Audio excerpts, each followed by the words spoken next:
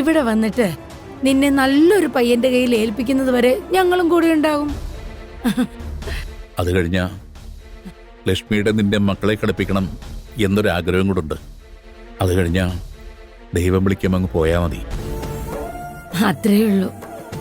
അതുവരെയുള്ള ആയുസ് ദൈവം നമുക്ക് തന്നാ മതി. അവസാന കാലത്ത് മകനെ കൊണ്ടൊരു ഗുണം ഉണ്ടായില്ല. ഞങ്ങളുടെ കർമ്മങ്ങളൊക്കെ നീ ചെയ്താ മതി. എന്തിനാ അമ്മ അങ്ങനെയൊക്കെ പറയുന്നേ? നിങ്ങള് മരിക്കുന്നതിനെ കുറിച്ച് സംസാരിക്കരുത്. ഞാൻ മരിച്ചാലും നിങ്ങൾക്കൊന്നും സംഭവിക്കരുത്. എന്തൊക്കെ മണ്ടത്തരോടി നീ പറയുന്നേ? പ്രായമായ ചെയ്യാനുള്ളതെല്ലാം ചെയ്തു തീർത്തിട്ട് ഞങ്ങൾ മരണത്തെ പറ്റി പറയുന്നത് പോലാണോടി നീ പറയുന്നത്? ഇങ്ങനൊന്നും പറയരുത് മോളെ. ഒരു നിമിഷത്തേക്ക് അച്ഛന്റെ ശ്വാസം നിന്നവിടെ തോന്നി. ഇനി ഇങ്ങനൊന്നും എന്റെ മോള് ചിന്തിക്കാൻ പോലും പാടില്ല.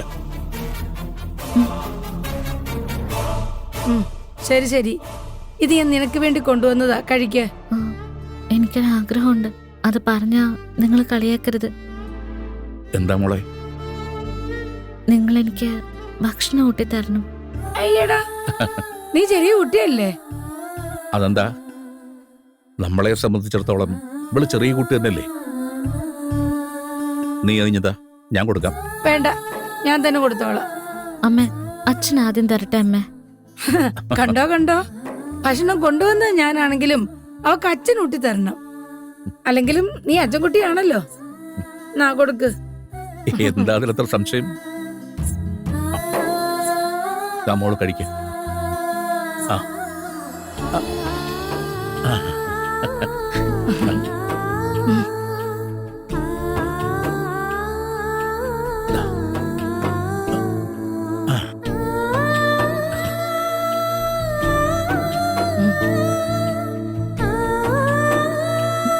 ഇനി ഒരിക്കലും ഇങ്ങനെ കഴിക്കാൻ എനിക്ക് കഴിയില്ല. എല്ലാം അവസാനിക്കാൻ പോവാ. വേഗം കഴിക്ക്. നേരത്തെ ഉറങ്ങിയാലേ നാളെ രാവിലെയുള്ള ബസ് കിട്ടൂ. നിങ്ങൾ പോകുന്നതിന് മുൻപ് അവസാനമായിട്ട് നമുക്ക് ഒരുമിച്ചൊന്ന് കറങ്ങാൻ പോവാം. ലക്ഷ്മി വീട്ടിൽ ഒറ്റയ്ക്കല്ലേ മോളെ? നാളെ കറങ്ങാനൊക്കെ നിന്നാ ഒരു ദിവസം കൂടെ വൈകും. നിങ്ങൾ അതിനും മാത്രം സമയമൊന്നും നിൽക്കണ്ട. കുറച്ചു നേരത്തിനുള്ളിൽ എല്ലാം തീരും. കഴിഞ്ഞതും നിങ്ങൾക്ക് ഉടനെ പോവാം. നീ എന്തിനാ ഇങ്ങനെ വാശി പിടിക്കുന്നത്? ഈ ഒരു തവണയും കൂടി ഞാൻ പറയുന്ന കേൾക്കമ്മേ. പിന്നെ ഒരിക്കലും ഞാൻ നിങ്ങളെ ബുദ്ധിമുട്ടിക്കില്ല. ഇതിനൊക്കെ എന്താ ബുദ്ധിമുട്ടുള്ളത്? നമുക്ക് നാളെ തന്നെ പോവാം. പ്രിയരെയും വിളിക്ക. എങ്ങോട്ടൊക്കെ പോണമെന്ന് അവന് കൂടുതൽ ധാരണ ഉണ്ടാവുമല്ലോ. ശരിയാ, പ്രിയൻ ചേട്ടനും കൂടി ഉണ്ടാവണം. കൊടുക്ക്.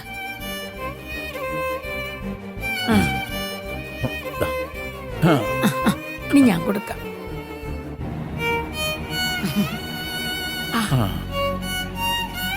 കൊടുക്ക്.